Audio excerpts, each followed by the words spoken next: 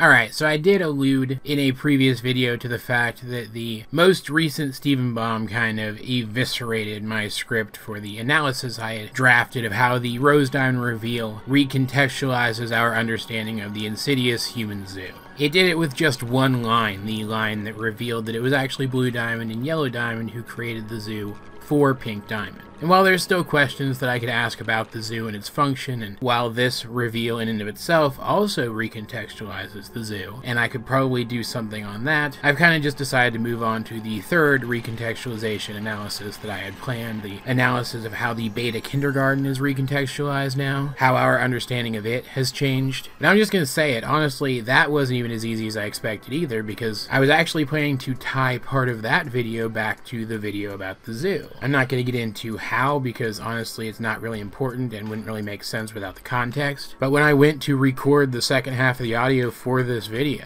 I actually realized that I couldn't because it didn't make sense without that other video. So a portion of this video, and I'm honestly not sure how long that portion's going to be yet, was scripted by me pretty much on the spot, taking elements from another video that I was kind of working on but not really, and working them into this as they are tangentially related to the Beta Kindergarten and do kind of deal with what I feel is a retcon in the show, but we'll get to that in a minute. First, let's go over the portion of the original Beta Kindergarten video which actually survived all of this. The Beta Kindergarten is still a mysterious place. The aesthetic of the Prime Kindergarten might be creepier and more mysterious than the aesthetic of the Beta Kindergarten, but we've also been to the Prime Kindergarten more often, and honestly there's just a certain amount of organization to it that makes it easier to understand. The Prime Kindergarten was a factory, for lack of a better term, which was later converted into a laboratory for the cluster experiments. We can infer that it was placed where it was placed because the mountains found in that area allowed for the construction of the large walls in which the many amethyst gems which were implanted there could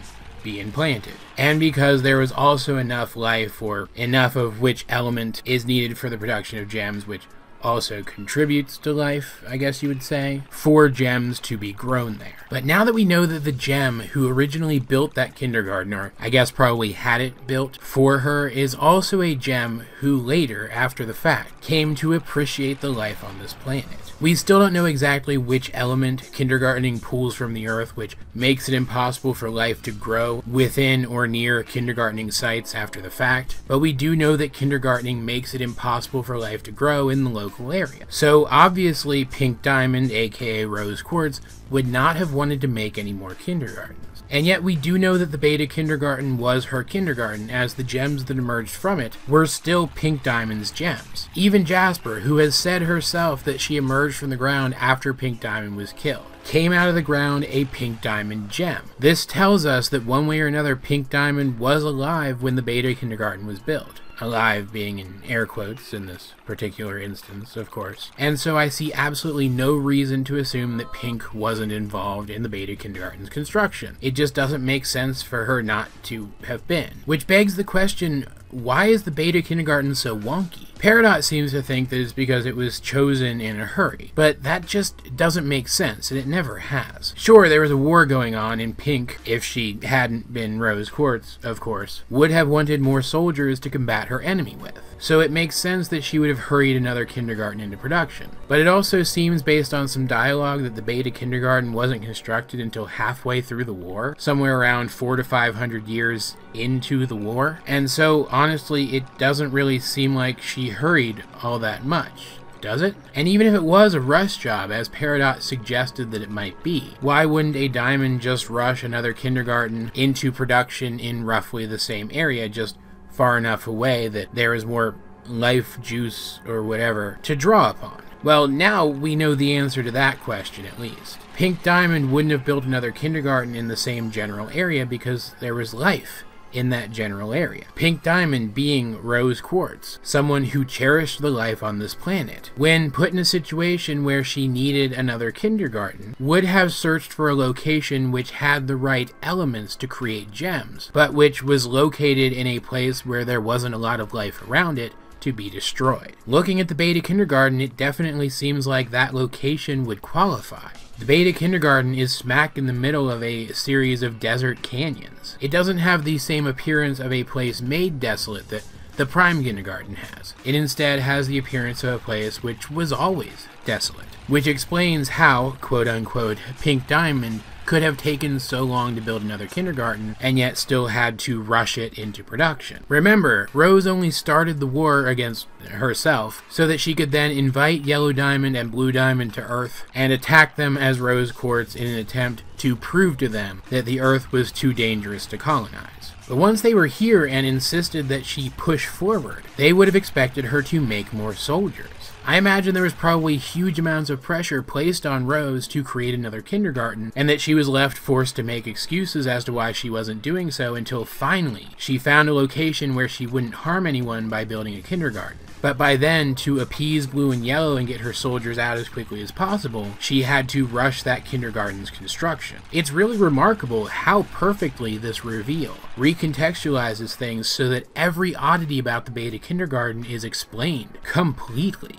Everything makes sense now. Even the weird spacing of all the gems that were implanted there. They seem spaced further apart, either because that location didn't have as high a quantity of whatever material it is that they needed to draw from the Earth, or because Rose was actively trying to avoid drawing too much of that material from the Earth, or some combination of the two. But that's not the only interesting thing about the kindergartens that we've had recontextualized for us recently, he says as a means of segueing poorly into the section of this video that he just scripted this morning. Several of you guys, rightfully so, pointed out in my recent video about the oddities around the cluster's emergence, that there was a single episode of the show, It Could Have Been Great, which stated outright that the cluster was placed below the Beta Kindergarten. And I will freely admit, I rolled with that for a while because honestly it didn't matter where the cluster was implanted. It just mattered that it was down there, and that's pretty much how it still is now. It still doesn't really matter where the cluster is beneath the Earth, since it is conceivably large enough to emerge from the surface near Beach City, no matter where it's implanted. But now, after seeing Reunited, I think we can say definitively that